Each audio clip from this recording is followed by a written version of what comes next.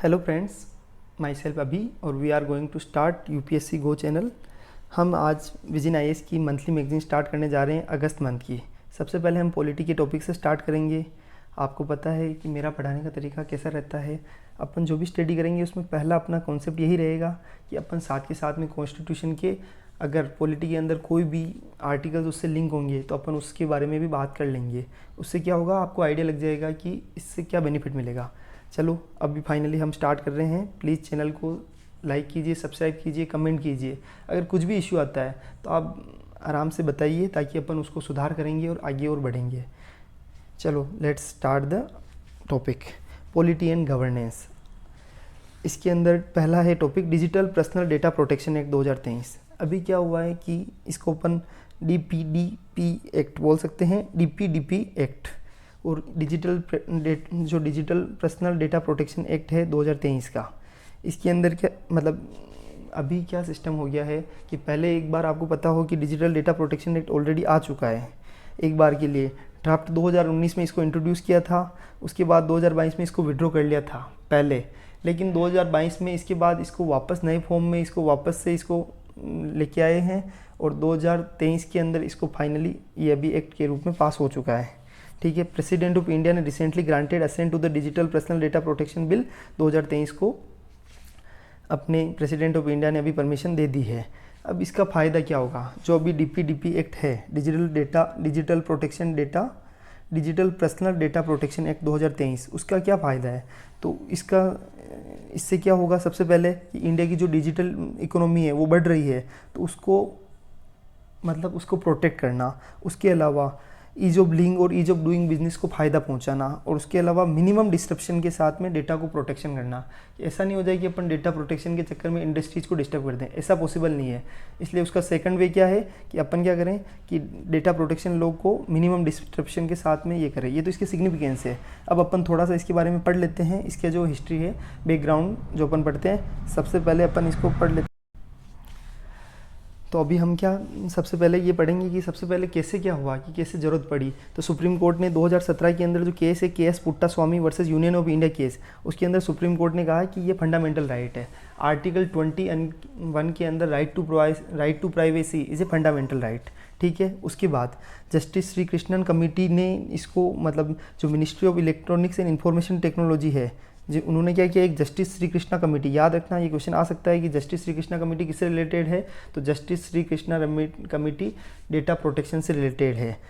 ठीक है, तो उन्होंने उनके इनिशियल ड्राफ्ट में 2018 के अंदर पर्सनल डेटा प्रोटेक्शन बिल लेकर आए थे। वो किसके द्वारा, जस्टिस श्री कृष्णा कमेटी के द्वारा।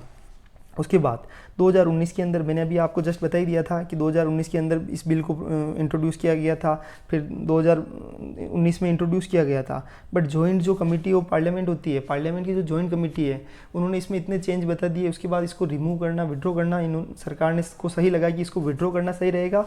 और उसके बाद 2023 में DPDP एक्ट फिर से लेकर आया गया है, और अभी ये DPDP एक्ट फाइनली प्रेसिडेंट ने भी इसको असेंट दे दी है। अब इसके 7 प्रिंसिपल्स को आप समझ लो। 7 प्रिंसिपल्स क्या है, तो सबसे पहले कि इसका जो भी अपन डेटा का 7 प्रिंसिपल्स ऑफ DPDP एक्ट, यानी ये इन प्रिंसिपल्स पर बेस्ड है। पहला प्रिंसिपल क्या है, the principle of consented lawful and transparent use of personal data, यानी पर्सनल डेटा का यूज ट्रांसपेरेंट तरीके से, लॉफुल तरीके से ही होना चाहिए। और प्रिंसिपल ऑफ पर्पज़ लिमिटेशन, यानी जो पर्पज़ है उस पर्पज़, जैसे ही उसका पर्पज़ पूरा हुआ उस डेटा को आप डिलीट कर दो, बस उसके पर्पज़ तक स्पेसिफाई, इस पर्पज़ के लिए डेटा लिया गया है, उस पर्पज़ के लिए ही यूज होना चाहिए। उसके बाद डेटा मिनिमाइजेशन का प्रिंसिपल, यानी डेटा को collection of only as much personal data as is necessary to serve the specified purpose. कुल मिला के जो स्पेसिफाइड पर्पज़ है उसको पूरा करने के लिए उतना ही डेटा कलेक्ट करो जितना पर्पज़ है। और सेकंड वाले प्रिंसिपल और थर्ड वाले में क्या डिफरेंस है कि जिस पर्पज़ से अब ऑलरेडी डेटा ले चुके हैं, अब यूज करने की बात हो रही है, और यहाँ डेटा कलेक्ट करने की बात हो रही है। उसके बाद डेटा एक्यूरेसी की principle of data accuracy, ensuring data is correct and up to date। उसके बाद प्रिंसिपल ऑफ कि ये कि डेटा एक्यूरेट होना चाहिए। ऐसा नहीं है कि आप मतलब आप जैसे क्लाइंट से डेटा ले रहे हो या किसी कस्टमर का डेटा ले रहे हो तो डेटा मस्ट बी एक्यूरेट। ऐसा नहीं कि वो गलत डेटा डाल रहा है, आप उसका वेरिफिकेशन नहीं कर रहे हो। उसके बाद प्रिंसिपल ऑफ स्टोरेज लिमिटेशन, कि स्टोरेज लिमिटेशन यानी जैसे ही उसका पर्पज़ यूज हुआ उसको डेटा को स्टोर तब तक ही रखना है। Principle of reasonable, for example जैसे डेबिट कार्ड है, एटीएम कार्ड है, उसकी डिटेल अपन अमेजोन, फ्लिपकार्ट, ये जितने भी मतलब ऑनलाइन प्लेटफॉर्म से जहाँ से अपन परचेज करते हैं वहाँ पे अब वो सिर्फ डेबिट कार्ड और क्रेडिट कार्ड की डिटेल्स को परमिशन अपने से पहले मांगते हैं कि आपको इसको सेव करना है या नहीं करना है। मतलब डेटा को तब तक ही स्टोर करना है जब तक उसका पर्पज़ हो गया, पर्पज़ कंप्लीट होते ही डेटा को डिलीट करना है। उसके बाद the principle of reasonable security safeguards, the principle of reasonable security safeguards कहने का मतलब है कि जो रीजनेबल सिक्योरिटी सेफगार्ड्स है उतना उसका भी प्रिंसिपल कि अपने को डेटा, क्योंकि उसमें प्राइवेट डेटा है तो उसका सेफगार्ड उसको प्रोवाइड करना। उसके अलावा principle of accountability through adjudication of data breaches and breaches of the provision of the act and imposition of penalty for the breaches. कहने का मतलब ये है कि अकाउंटेबिलिटी भी मेंटेन करनी है। अकाउंटेबिलिटी का प्रिंसिपल कि अगर कोई भी ब्रीच करता है तो उसके लिए पेनल्टी का प्रोविजन भी होना चाहिए। ठीक है। अब उसके बाद डिजिटल डेटा प्रोटेक्शन एक्ट 2023 क्या बोलता है, तो इसका एक ही उद्देश्य है रेगुलेट करना, processing of digital personal data को रेगुलेट करना, उनके डेटा को प्रोटेक्ट करना और उसको सिर्फ लॉफुल पर्पज़ के लिए ही यूज करना। इट प्रोटेक्ट, जो अपन बोलते हैं ना कि उसके बाद it protect digital personal data, it protects the digital personal data, that is the data by which a person may be identified by providing the obligation of data fiduciary। ये एक तो जैसे दो व्यक्ति है, याद रखना, एक तो होता है डेटा फिड्यूसरी, एक होता है डेटा प्रिंसिपल। डेटा फिड्यूसरी का मतलब होता है कि ऐसे पर्सन्स, ऐसे कंपनीज, ऐसी गवर्नमेंट एंटिटीज़ जो डेटा को प्रोसेस करते हैं फॉर डेटा प्रोसेसिंग के लिए। इनका काम क्या होता है, कलेक्शन करना, स्टोर करना डेटा को और पर्सनल डेटा को स्टोर करना, उन पर उनका ऑपरेशन करना, ये काम है डेटा फिड्यूसरी का। उनके लिए दायित्व इन्होंने इस एक्ट में दिए गए हैं। जैसे कि कोई भी प्लेटफॉर्म है, जैसे कोई कंपनी है, कोई पर्सन है, अगर डेटा को कलेक्ट कर रहा है तो उनके ऊपर ऑब्लिगेशन डाला गया है कि आपको सिर्फ डेटा को तभी तक यूज करना है, तभी तक स्टोर करना है जब तक उसका स्पेसिफाइड पर्पज हो। उसके बाद the rights and duties of data principals, the person to whom the data relates, यानी कि डेटा प्रिंसिपल्स की राइट और ड्यूटीज़ क्या है। जैसे कि जिस पर्सन का डेटा टू होम, मतलब डेटा जैसे मैं हूँ या कोई भी आप हो, आपका डेटा अगर कहीं आप दे रहे हो तो आपका राइट क्या है, वो बातें हैं। Financial penalty for breach of rights, duties and obligation, और उसके अलावा फाइनेंशियल पेनल्टीज़ की भी बात करता है। ठीक है। अब आपको इसके प्रोविजंस बता देते हैं। सबसे पहले ये इसकी एप्लीकेबिलिटी कैसे क्या होगी, तो ये चीज़ ध्यान रखना, ये एप्लीकेबल किस पे होगा, डिजिटल पर्सनल डेटा पर ही एप्लीकेबल होगा, क्योंकि नाम ही क्या है, digital personal data protection act, DPDP act. ठीक है। तो इस किस पे एप्लीकेबल होगा, डिजिटल पर्सनल डेटा पर एप्लीकेबल होगा। अब डिजिटल पर्सनल डेटा का मतलब क्या होगा, जो डेटा अभी डिजिटल फॉर्म में है या जो डेटा भविष्य में डिजिटल हो जाएगा। ठीक है, पहला पॉइंट। दूसरा पॉइंट हो गया processing of personal data outside India. ये तो इंडिया के अंदर जो डेटा डिजिटल फॉर्म में है या जो नॉन डिजिटल फॉर्म में है लेकिन भविष्य में डिजिटल हो जाएगा, ये तो इन इंडिया के अंदर। आउटसाइड इंडिया में भी अगर processing of personal data outside India, if it is for offering goods और सर्विस इन इंडिया, अगर कोई ऐसा डेटा है, ये किस पर एप्लीकेबल होगा, जैसे कोई ऐसी कंपनीज है जो इंडिया में गुड्स और सर्विस प्रोवाइड कर रही है तो उन पर भी पर्सनल डेटा, अगर इंडिया का डेटा वो ले रहे हैं पर्सनल डेटा, तो उसको प्रोसेस करना की भी उन पर भी ये लॉ एप्लीकेबल हो जाएगा। उसके बाद डज नॉट अप्लाई टू, किस पर अप्लाई नहीं होगा, personal data processed for any personal purpose. अगर कोई पर्सनल पर्पज के लिए डेटा, मतलब डज नॉट अप्लाई टू, अगर कोई पर्सनल डेटा है processed for any personal purpose, personal data ही है और उसको पर्सनल पर्पज़ के लिए प्रोसेस किया जा रहा है तो वो उस पर अप्लाई नहीं होगा, क्योंकि ये जैसे बड़ी कंपनी, बिजनेस एंटिटीज, उन पर अप्लीकेबल है। फॉर एग्जांपल अगर मैं हूँ, मैं अपना ही डेटा अगर अपने पर्सनल यूज़ के लिए ले रहा हूँ तो मुझ पर ये अप्लीकेबल नहीं होगा कि मेरे को इस पर इसको प्राइवेसी रखनी है, नहीं रखनी है, ये सारी चीज़ें नहीं। ये क्या है कि अपन अपने रिकॉर्ड्स दूसरों को दे रहे हैं तो उनके ऊपर अप्लीकेबल होगा कि यार उनको अपने रिकॉर्ड्स को मेंटेन करना है, कहीं पे अपनी प्राइवेसी को खतरा नहीं हो, ऐसा। उसके बाद personal data that is made or caused to be made publicly available by data principal to whom such personal data relates, जैसे कि कोई डेटा प्रोवाइड करने वाला व्यक्ति है जिससे रिलेटेड है, अगर उसको वो पब्लिकली अवेलेबल करता है किसी कारणवश, तो उस पर भी ये डेटा प्रोटेक्शन, जो डेटा पर्सनल जो एक्ट है ना, DPDP एक्ट, वो अप्लीकेबल नहीं होगा। और any other person who is under legal obligation to make such personal data publicly available, यानी अगर कोई लीगल प्रेशर है, अगर कोर्ट बोल देता है कि अगर कोर्ट या लीगल ऑब्लिगेशन के कारण उस पर्सन को अपना रिकॉर्ड्स पब्लिक करना पड़ेगा तो उस पर भी DPDP एक्ट नहीं अप्लीकेबल होगा। अब consent, personal data may be processed only for a lawful purpose after obtaining the consent of data principal, यानी who shall have the right to withdraw consent of any time. कहने का मतलब है कि जैसे फॉर एग्जांपल मैं अपना ही example लेता हूँ कि अगर मेरा डेटा है तो मेरे पास राइट है कि मैं चाहूँ तो उसका यूज़ लॉफुल पर्पज़ के लिए होना चाहिए for obtaining the consent of data principal. ठीक है, पर्सनल डेटा को प्रोसेस किया जाएगा only for lawful purpose after obtaining the consent of, मेरी परमिशन के बाद ही डेटा का यूज़ किया जाएगा, पहली बात। तो दूसरी बात, मैं चाहूँ जब उसको रिमूव करवा सकता हूँ। आप कितनी बार देखते हैं यूट्यूब पे किसी ने वीडियो डाली है, अगर उसका पर्सनल डेटा है तो वो रिपोर्ट करके उस डेटा को हटवा सकता है, ऐसा। उसके बाद consent will not be required for legitimate users including the provision of benefits or services by the government medical emergency. पर ये जो कंसेंट है, जैसे कि किसी मेडिकल इमरजेंसी, अभी कोविड केस चल रहे थे, गवर्नमेंट की सर्विसेज है, उन केसेज के अंदर कंसेंट लेने की ज़रूरत नहीं है, किससे, डेटा प्रिंसिपल से, कहने का मतलब उस पर्सन से जिसका डेटा है। उसके बाद फॉर ए चाइल्ड और person with A disability consent will be provided by किनसे, पेरेंट्स और लीगल गार्जियन के द्वारा। ठीक है, अब data protection board of India भी बनाया जाएगा इस डीपीडीपी एक्ट के अंदर। अच्छा, data protection board of India क्या है, तो provide for the establishment of DPB by the central government. इसको मतलब ये जो एक्ट है ये बोलता है कि central government will establish DPBI, data protection board of India. उसका काम क्या होगा, मॉनिटर करोगे ये compliance and imposing penalty impose करने का काम होगा, कंप्लाइंसेज को मॉनिटर करने का काम होगा।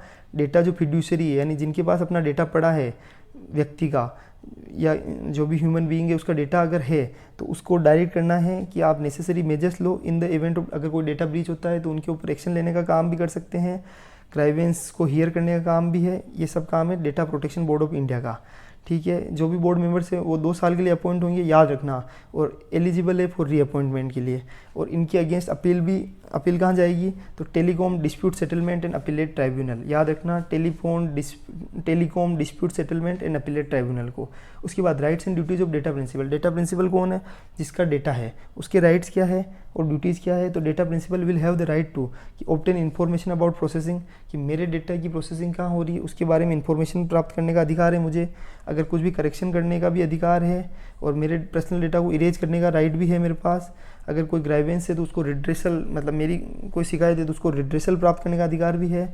और right to nominate a person to exercise rights in case of, अगर जैसे मैं अगर मेरी डेथ हो जाती है भविष्य में तो उस केस में मैं किसी और व्यक्ति को नॉमिनेट करने का राइट भी मेरे पास है कि मेरे डेटा का यूज इस तरह होना चाहिए, वो फिर डिसाइड करेगा जो नॉमिनेटेड पर्सन है। Data principal must not register a false or frivolous complaint and furnish any false particular. याद रखना, जो डेटा प्रिंसिपल है must not register a false, data principal कौन है, वो उसको गलत रजिस्टर नहीं करनी है, फॉल्स और फ्रिवलेस कंप्लेंट, और अगर कोई भी गलत पर्टिकुलर्स को फर्निश नहीं करना है, ठीक है, प्रस्तुत नहीं करना है। तो violation of duties will be punishable with a penalty of up to 10,000 की पेनल्टी लगेगी जिसका डेटा है, अगर वो गलत रिपोर्ट के लिए गवर्नमेंट को परेशान करता है, रिड्रेसल के लिए फॉल्स अगर रजिस्टर करवाता है कोई भी फॉल्स कंप्लेंट। उसके बाद डेटा फिड्यूसरी का मतलब कौन है, जिसके पास डेटा है, जैसे अमेजोन है, फ्लिपकार्ट है, इनके पास अपना डेटा है, तो उनके दायित्व क्या है। तो data fiduciary entity determining the purpose and means of processing must ensure the, कि भाई आप सबसे पहले तो accuracy and completeness, data complete और एक्यूरेट होना चाहिए, रीजनेबल सिक्योरिटी सेफगार्ड्स होने चाहिए, ऐसा नहीं है कि डेटा को कोई और कंपनी ने चुरा लिया, ऐसा नहीं होना चाहिए। इन्फॉर्म डीपीबीआई, अगर डायरेक्टर क्या नाम है, जो अपना क्या बोलते हैं data protection board of India है, DPBI, data protection board of India, उनको इन्फॉर्म करना है। और अफेक्टेड पर्सन्स इन द, अगर कोई भी ब्रीच हो जाती है, अगर डेटा किसी का चोरी हो जाता है तो ब्रीच के केस में डीपीबीआई को इन्फॉर्म करना है और अफेक्टेड पर्सन्स को भी इन्फॉर्म करना है। और पर्सनल डेटा को इरेज करना है जब उसका पर्पज मेट हो जाए। ठीक है, सिंपल, ज़्यादा कोई टेंशन वाला काम है ही नहीं, हर चीज़ को ईजी वे से समझो। उसके बाद सिग्निफिकेंट डेटा फिड्यूसरी, एक तो अभी अपने क्या पढ़ा था, डेटा फिड्यूसरी। अब सिग्निफिकेंट डेटा प्रोड्यूसरी ऐसे होते हैं जो सेंट्रल गवर्नमेंट नोटिफाई कर सकती है उन डेटा प्रोड्यूसरी को कि ये सिग्निफिकेंट है, उनके ऊपर ऑब्लिगेशन, सर्टेन एडिशनल ऑब्लिगेशन है, उनको एक डेटा प्रोटेक्शन ऑफिसर अपॉइंट करना पड़ेगा एंड इंडिपेंडेंट डेटा ऑडिटर भी अपॉइंट करना पड़ेगा, कि जो चेक करेगा कि डेटा प्रोटेक्शन ऑफिसर, ताकि तुरंत डिसीजन ले सके। और अंडरटेकिंग इम्पैक्ट असेसमेंट, क्यों सिग्निफिकेंट बनाएंगे, क्योंकि जैसे कोई छोटा प्लेटफॉर्म है तो उसमें तो क्या है कि वो खुद मेंटेन कर सकते हैं, लेकिन कोई बड़ा प्लेटफॉर्म है तो उसके लिए एक डेटा प्रोटेक्शन ऑफिसर उनको अपॉइंटमेंट करना पड़ेगा। तो ये कैसे डिसाइड करेगी, सेंट्रल गवर्नमेंट कैसे नोटिफाई करेगी उनको कि आप सिग्निफिकेंट डेटा प्रोड्यूसरी हो। तो एक तो उनकी volume and sensitivity, personal data की वॉल्यूम और सेंसिटिविटी कितनी है, और डेटा प्रिंसिपल के राइट्स को कितनी रिस्क पहुंच रही है, potential impact on the sovereignty and integrity of India पर, कि इंटीग्रिटी और सोवरेनिटी पर कितना इम्पैक्ट हो रहा है, स्टेट की सिक्योरिटी पर, इलेक्टोरल डेमोक्रेसी को रिस्क कितनी हो रही है, और पब्लिक ऑर्डर के लिए। अब एग्जामेशन किन किन को एग्जामेशन दी गई है, आप थोड़ा सा दिमाग लगाओ कि इसके अंदर किस किन को एग्जामेशन दी गई होगी। सिंपल, ज़्यादा कुछ दिक्कत नहीं है। एक तो गवर्नमेंट एजेंसीज, नोटिफाइड जो एजेंसीज है जो कि पब्लिक ऑर्डर, सोवरेनिटी, इंटीग्रिटी के लिए, उनके लिए उन पर अप्लाई नहीं होगा, ठीक है। Rights of data principal and obligation of data fiduciary will not apply in specified cases, ठीक है, क्योंकि उनको मतलब डेटा इरेज करने की ज़रूरत नहीं है उनके ऊपर। अगर वो पर्सनल डेटा को यूज भी कर सकते हैं, कैसे कि अगर कोई लीगल केसेस चल रहे हैं, अपने जुडिशियल केसेस चल रहे हैं, तो उस टाइम पे उनके पास प्राइवेट डेटा एक्सेस करने का राइट है। कि अगर व्हाट्सएप रिकॉर्ड्स एक्सेस करने हैं तो वो अगर जज, यानी सुप्रीम कोर्ट के जज, हाई कोर्ट के जजेज, जो ऑनरेबल जजेज है, वो अगर आदेश देते हैं, ऑर्डर देते हैं, तो फिर उनके पास पावर है कि दे कैन, मतलब वो पर्सनल डेटा को एक्सेस कर सकते हैं ऐसा।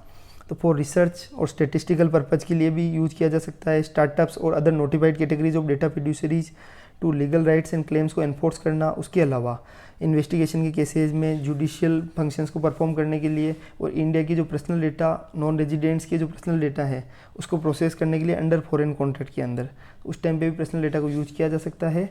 और सेंट्रल गवर्नमेंट सर्टेन एक्टिविटी को भी एग्जाम कर सकती है in the interest of security and public order. उसके अलावा processing of personal data of children, अगर चिल्ड्रन का पर्सनल डेटा प्रोसेस किया जा रहा है तो उसमें क्या होगा, while processing the personal data of a child, data fiduciary must not undertake processing. ऐसा कोई भी काम नहीं करना है जिसके कारण चाइल्ड को डेट्रीमेंटल इफेक्ट हो जाए और वेल बीइंग ऑफ चाइल्ड को खतरा पहुंच जाए। मतलब आप अपने काम को करते हुए कितनी बार कुछ काम ऐसे हो जाते हैं जिसके कारण बच्चे की मानसिक स्थिति बिगड़ जाती है, तो उस टाइम पर क्या करना है, अपनी जो डेटा फिड्यूसरी है उनको वो काम नहीं करना है जिसके कारण बच्चे के वेल बीइंग पर, हेल्थ पर डेट्रीमेंटल इफेक्ट पड़े। अब इसकी एक लिमिटेशन भी बता देता हूँ मैं आपको, साथ के साथ ही अपन इस पर डिस्कशन कर रहे हैं कि डेट्रीमेंटल जो इफेक्ट है, इस वर्ड को एक्सप्लेन नहीं किया गया है इस एक्ट के अंदर, तो ये इसकी लिमिटेशन है। Cross border transfer, cross border transfer का मतलब हो गया कि जो डेटा, कितनी बार क्या होता है, outside data outside he transfer हो रहा है, उसका बाहर के बाहर ही हो रहा है, तो उसमें फिर इंडिया का इम्पैक्ट नहीं आता है। Bill allows the transfer of personal data outside India except to the countries restricted by the government. अगर कोई गवर्नमेंट ऐसी है जिसने रेस्ट्रिक्ट कर रखा है, उसके अलावा कहीं पे भी डेटा ट्रांसफ़र हो रहा है तो वो अलाउ कर रखा है, तो क्रॉस बॉर्डर ट्रांसफ़र अलाउड है। उसके अलावा पेनल्टी कितनी है, act specify penalty for various offense such as 200 crore रुपए up to 200 crore for non fulfilment of obligation for children. अगर चिल्ड्रन की ऑब्लिगेशंस को आप फुलफिल नहीं कर रहे हो तो उसके लिए 200 करोड़ तक की पेनल्टी है, और 250 करोड़ की पेनल्टी है for failure to take security measure to prevent data breaches.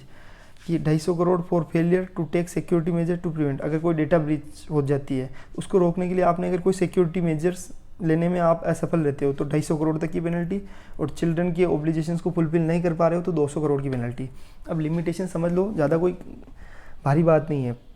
एक तो ये फंडामेंटल राइट्स को वायोलेट करता है, एक इनएडिकेट सेफगार्ड्स, एक नो कंपनसेशन, एक complicated approach to grievance redressal.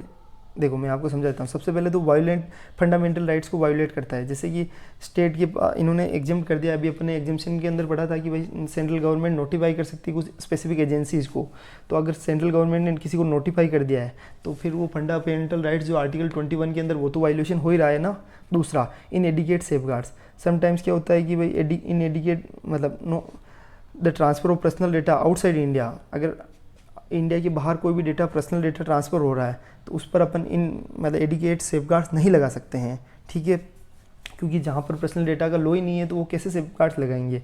No compensation. तीसरा है नो कंपनसेशन, कि पहले क्या था कि इंफॉर्मेशन टेक्नोलॉजी एक्ट 2000 के अंदर एक सेक्शन था 43A, उसको इस एक्ट में रिमूव कर दिया गया है। इसके कारण अब कंपनीज को कंपनसेट करने की ज़रूरत नहीं है users in case of miss handling.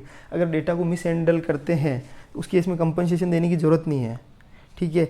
तो उस सेक्शन को हटा दिया। पहले क्या है कि कंपनसेशन देना ज़रूरी था, लेकिन अब उसको सेक्शन को हटा दिया है, तो ये एक तरह से ये लिमिटेशन है। उसके बाद complicated approach to grievance redressal, वो ग्राइवेंस जो रिड्रेसल है उसकी भी कॉम्प्लिकेटेड अप्रोच है।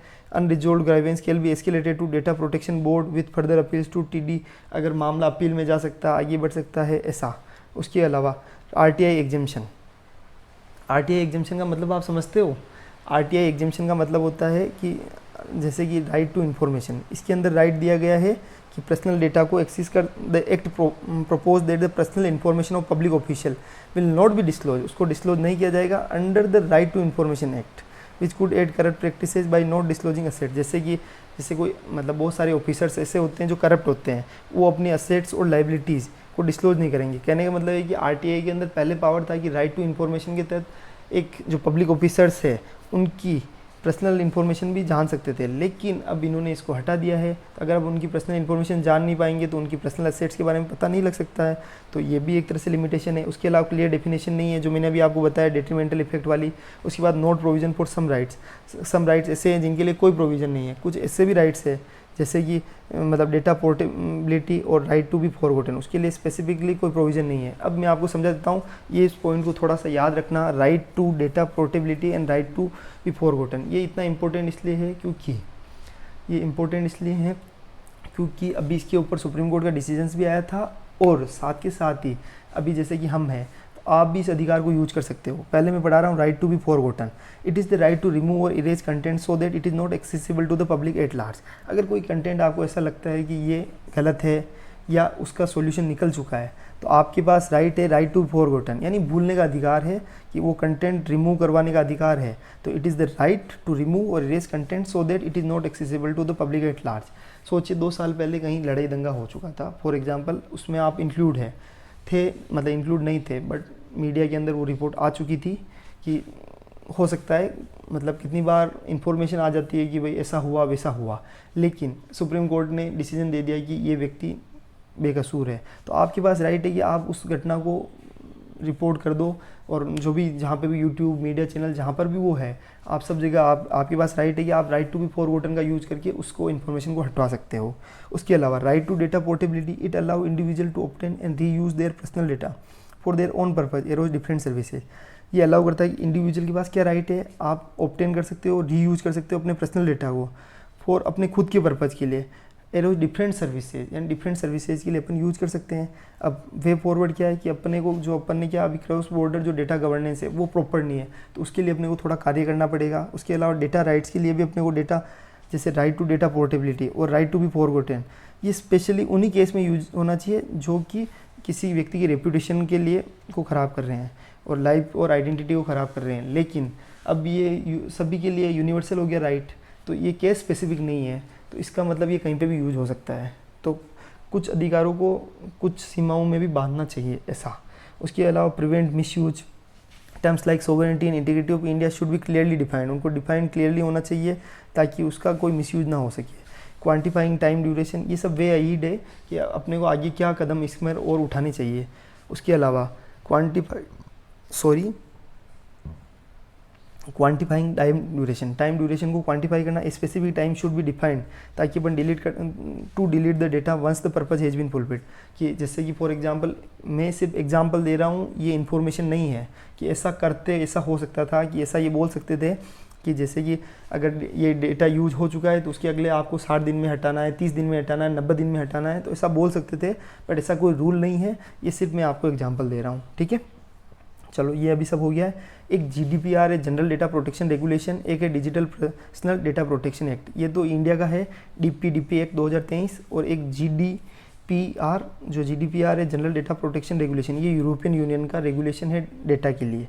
तो दोनों में क्या डिफरेंस है, तो वहाँ पे क्या है कि पर्सनल डेटा होली हो या पार्टली हो बाय ऑटोमेटेड मीन्स, वो GDPR उन पर अप्लाई होता है जो कि पर्सनल डेटा या तो पूरा या पार्टली ऑटोमेटेड हो, और या फिर वो फाइलिंग सिस्टम का पार्ट बनने वाला हो। और ये सेम, वो भी अपने भी सेम कॉन्सेप्ट है कि या तो डिजिटल फॉर्म में हो या नॉन डिजिटल में हो, पर फ्यूचर में डिजिटल में कन्वर्ट होने वाला हो, ठीक है। वहाँ माइनर की एज क्या स्पेसिफिक कर रखी है कि under as 16 need parental consent, और यूरोप के जो मेंबर स्टेट है वो चाहे तो इस एज को लोअर दिस एज टू 13 भी कर सकते हैं कि भाई 13 से नीचे पेरेंटल कंसेंट लेने की ज़रूरत है, 13 से ऊपर पेरेंटल कंसेंट लेने की ज़रूरत नहीं है। लेकिन इंडिया के अंदर 18 ईयर्स का रखा है। उसके अलावा ब्रीच अगर कुछ भी होती है तो उसको 72 आवर्स के अंदर नोटिफाई करना है GDPR के अंदर, ठीक है। जबकि इसके अंदर अपने एक्ट में कोई टाइम लिमिट नहीं दे रखी है, टाइम फ्रेम नहीं दी है अभी। GDPR does not include right to nominate, however provides for the right to portability organization have 30 days to respond to a data subject request। GDPR के अंदर कोई भी मतलब राइट टू नॉमिनेट का अधिकार नहीं है। Sorry GDPR does not include right to nominate, however provides for the right to portability organization have 30 days to respond to data subject request. कहने का मतलब ये है कि जीडीपीआर के अंदर कोई भी राइट टू नॉमिनेशन का पावर नहीं है, लेकिन इस एक्ट के अंदर एडिशनल राइट दिया है कि आप नॉमिनेट कर सकते हो किसी व्यक्ति को, ठीक है, ताकि वो डेटा प्रिंसिपल की रिक्वेस्ट मतलब राइट टू पोर्टेबिलिटी का अधिकार भी यहाँ दिया गया है, प्लस सबसे बड़ा राइट नॉमिनेट का राइट दिया गया है। उसके अलावा जीडीपीआर के अंदर स्पेसिफिक मैकेनिज्म है for transferring data to third country. अगर कोई तीसरी कंट्री में डेटा ट्रांसफ़र होता है तो उसके लिए स्पेसिफिक प्रोविजंस है, बट इसके अंदर इससे कोई मतलब अपने जो इंडिया वाला एक्ट है, भारत वाला जो एक्ट है, उसके अंदर not identified any transfer mechanism for transferring personal data, ठीक है। उसके अलावा यहाँ controller and processors are under the obligation to appoint. European Union के अंदर क्या है, जीडीपीआर के अंदर जो कंट्रोलर एंड प्रोसेसर्स है वो ऑब्लिगेशन में कि आप अपॉइंट कर सकते हैं डीपीओ को, ठीक है, उनके ऑब्लिगेशन है to appoint a DPO in specific circumstances, जबकि यहाँ पे सिर्फ सिग्निफिकेंट डेटा प्रोड्यूसर ही अपॉइंट करेगा डीपीओ को। यहाँ data controller and data processors are required to maintain the records of processing activity. जो अपन ने प्रोसेसिंग एक्टिविटी है उसको रिकॉर्ड्स भी आपको मेंटेन करने पड़ेंगे, लेकिन ऐसा कुछ भी अपने इंडिया के अंदर रूल्स में नहीं है। थैंक यू सो मच, आज के लिए इतना सफिशिएंट है। कल हम नए टॉपिक्स के साथ आएंगे, रिफॉर्मिंग इंडियाज़ क्रिमिनल लॉज। धीरे धीरे अपन पूरा विजन आईएएस वाला मैगजीन कंप्लीट करेंगे, अपना तरीका सेम ही रहेगा, ठीक है। पढ़िए, अगर आपको कुछ भी दिक्कत आती है तो आप मुझे बोलिए, अपन उसमें चेंज करेंगे। थैंक यू सो मच, जय हिंद, जय भारत।